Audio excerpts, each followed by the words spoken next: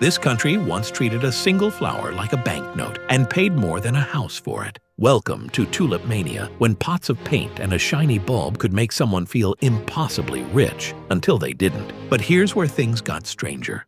In the chilly Dutch winter of the 1630s, people were arguing over flowers as if they were arguing over gold. Picture a neat canal city, merchants in warm cloaks, and maps of trade routes. And then imagine those merchants whispering about variegated petals as if they had discovered a new kind of treasure. Tulips arrived in Europe as exotic curiosities from the Ottoman world, admired for their bold colors and strange stripes, and for a long time they were simply a fashionable houseplant. Everyone liked them. They were pretty, they smelled faintly, and they made a parlor look civilized. But admiration drifted into obsession, and obsession turned into speculation. Before long, it wasn't enough to own a tulip. You had to own the rarest kind of tulip, the one with feathery streaks of flame running through its petals. These streaks were unpredictable and, to 17th century eyes, miraculous. A single bulb, a tiny root with a promise, could be the talk of a tavern for days. Families traded goods, farmers mortgaged land, and bakers who smelled the perfume of a market all joined the conversation. It was polite, it was stylish, and it started to sound like common sense. Only then did things take a turn that made sense only in the twisted logic of a bubble. Merchants began to buy bulbs they had never seen. Artists sketched tulips the way painters used to sketch princes. People began to dream aloud about bulbs the way sailors dream about treasure. Which brings us to how the whole town learned to trade hope like a commodity, and how hope sometimes repays you and sometimes leaves you holding an empty pot.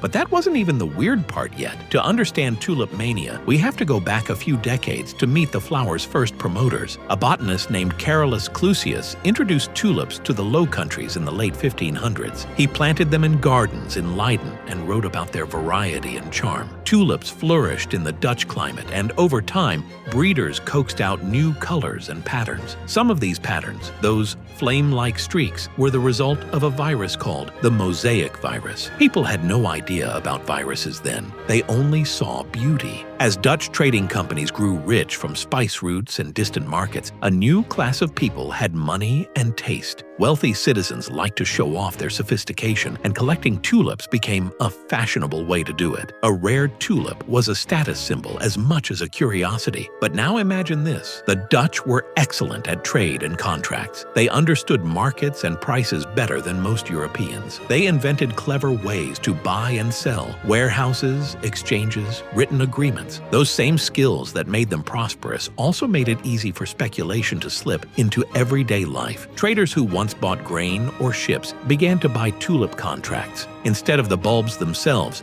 people traded pieces of paper that promised a bulb at a later date. That meant you could bet on the future price of a flower without needing the flower at all. Suddenly, owning a rare bulb could be achieved with a contract and a signature rather than cold hands in the soil. Tulip trading moved from garden plots into taverns and coffee houses. Here, neighbors and strangers argued over prices as if forecasting the weather. To most people, this was a harmless sort of excitement, a game with high stakes, like cards played with polite smiles. But when games involve other people's savings, games have a way of becoming something else entirely. And so, in cities that prided themselves on prudence and order, an odd new mania began to whisper through the cobbled streets. That whisper would become a roar, and the roar would pull everyone in. But this is where the story takes a surprising turn. The market for tulips split into ordinary buyers who wanted flowers for a window box and speculators who wanted to turn bulbs into profit. The most coveted bulbs, like the famous Semper Augustus, were rare because of their unpredictable patterns. A single bulb of such a kind became the sort of thing people spoke of at dinner parties. "Did you see one? They say it's worth a grown man's house." That line circulated like a joke until it wasn't funny anymore. As prices rose, more people wanted in. Farmers wrote contracts promising future delivery. Merchants signed agreements on street corners, and hopeful buyers put down sums that would have otherwise paid for apprentices' wages or new tools. Traders began to use a kind of futures contract, sometimes called the wind handle, a deal where you promise to buy later at a fixed price. These paper promises meant the market could soar without anyone actually moving a single bulb. The psychology of it was simple. People saw others getting rich and assumed the price would keep climbing. Each successful sale made made the next one seem more sensible. Pride, fear of missing out, and the desire to appear worldly all combined into a powerful force. Yet underneath the chatter about patterns and provenance, there was a nagging practical question. What happens when everyone wants the same impossible thing? The answer arrived in the cold months of 1637, and no one who had been busy counting their profits saw it coming until it was too late. But then, prices that once seemed absurd suddenly looked reasonable. In the early months of 1637, tulip prices reached dizzying heights. Stories circulated that a single Semper Augustus bulb had changed hands for as much as a substantial house, or the equivalent of a year's income for a skilled craftsman. Whether every tall tale was strictly true or a little embellished by gossip doesn't change the flavor of the moment. People were treating bulbs like coin. Markets in Haarlem and Amsterdam thrummed. Contracts were scribbled on the backs of receipts, signed in taverns and on stoops, and handed over like lottery tickets. Then something as ordinary as a missed payment or a buyer who grew cold set off a chain reaction. According to contemporary accounts, a buyer in Haarlem refused to take a delivery for a price everyone thought irrevocable. Suddenly, sellers who had counted on that payment found themselves stuck with contracts they could not honor. Panic moved faster than anyone's good sense. Word spread along the canals and through the marketplaces.